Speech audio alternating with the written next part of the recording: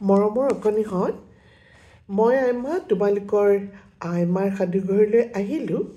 বাৰু, তোমালোকক মই এটা কথা সুধিব খুজিছোঁ। তোমালোকে চিৰিয়াখানালৈ গৈ তাৰ জন্তুবিলাক চাবলৈ ভাল পোৱানে? আৰু এই চাৰ্কাছবিলাকত জন্তুবিলাক লৈ খেলা কৰে, সেইবিলাক চাই ভাল পোৱানে?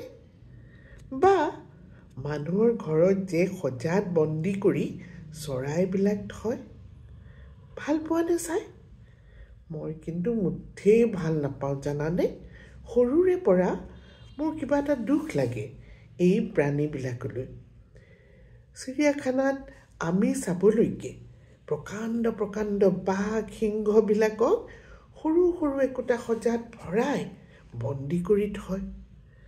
ডাঙৰ ডাঙৰ জিৰাফ, তোমাৰ জেব্ৰা আৰু যে কত ডাঙৰ ডাঙৰ জলহস্তী, এইবিলাকক বন্দী কৰি অকল আমাৰ আনন্দৰ কাৰণে তেনেকেই থয়। কিমান দুখ লাগে ভাবি চোৱাচোন। আমাকো যদি তেনেকৈ বন্দী কৰি কোনোবাই চাবৰ কাৰণে থৈ দিলেহেঁতেন, আমি ভাল পালোহেঁতেন নে বাৰু? সকলোকে তোমাৰ বিচৰণ ভূমি দিছে ভগৱানে, আৰু তেনেকৈ আচলতে বিচৰণ কৰিবলৈ দিব লাগে জন্তুবিলাকক। আকাশত উৰি থকা আনন্দৰ মনেৰে ৰং ৰহইচ কৰি থকা ধুনীয়া ধুনীয়া চৰাইবিলাক সজাত যেতিয়া বন্দী কৰি থয়, ভাল লাগেনে বাৰু? মই কিন্তু আকাশতে উৰি ফুৰা চৰাইবিলাকক চাবলৈহে বেছি ভাল পাওঁ।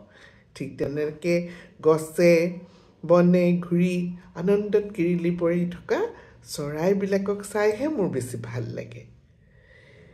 আমাৰ ওচৰতে এঘৰ মানুহত তোমাৰ এটা চৰাই বন্দী কৰি থৈছিলে।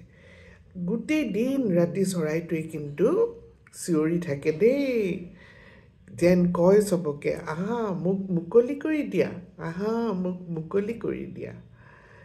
এই মুক্ত আকাশত তোমাৰ ফুৰিবলৈ নাপায় চৰাইজনীয়ে বেদনাতে দুখতে গোটেই দিনটো কান্দি থাকে চিঞৰি চিঞৰি। শুনাচোন, এইবিলাক কথা ভাবি থাকোঁতে মোৰ হাতত পৰিলহি এটা ধুনীয়া কবিতা। কবিতাটোৰ নাম কি জানানে? ৰাণী। আৰু এই কবিতাটো কোনে লিখিছে জানা?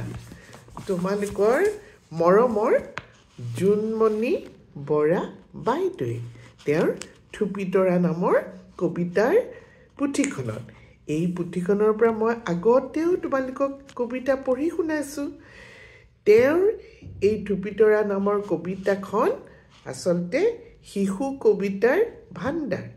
তাৰ পৰাই মই এই কবিতাটো লৈ তোমালোকক পঢ়ি শুনাওঁ বুলি ভাবিছোঁ। কাৰণ এইবিলাক তোমাৰ বন্দী কৰা জীৱবিলাকৰ কথা মনলৈ অহাৰ লগে লগে মোৰ এই কবিতাটোলৈ মনত পৰিল।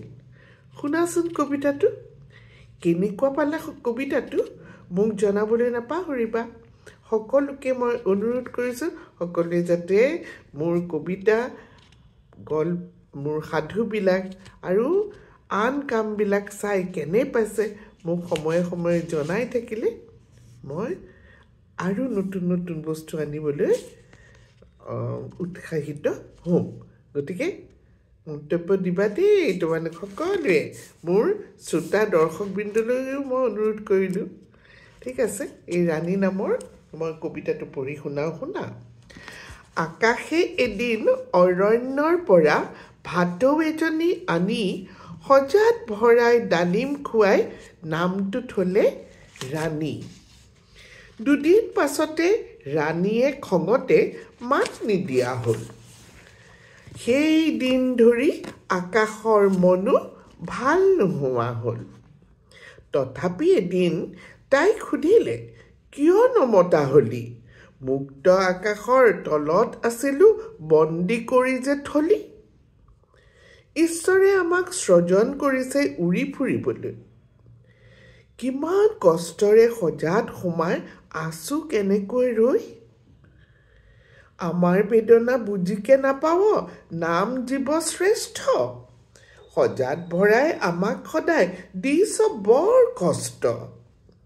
ৰাণীৰ কথাত আকাশে ভাবিলে ভুল হৈছে মোৰ এনেকৈয়ে সজাত বন্দী কৰি থৈ হাও নলওঁ তোৰ সজাটো নমাই কৰিলে মুকলি ভাটৌ পক্ষীজনী আকাশে তাইক দেখিলে দূৰৈত মাত্ৰ ৰিণি ৰিণি আকাশে এতিয়া শপত খাইছে পক্ষী নানে ধৰি এইবাৰেই সি ভাল শিক্ষা পালে এনে ভুল কৰি পশু পক্ষী ধৰি সজাত ভৰাই নলবা আনন্দ আনক বান্ধিলে নিজেও বন্দী হৈ জীৱন হ'ব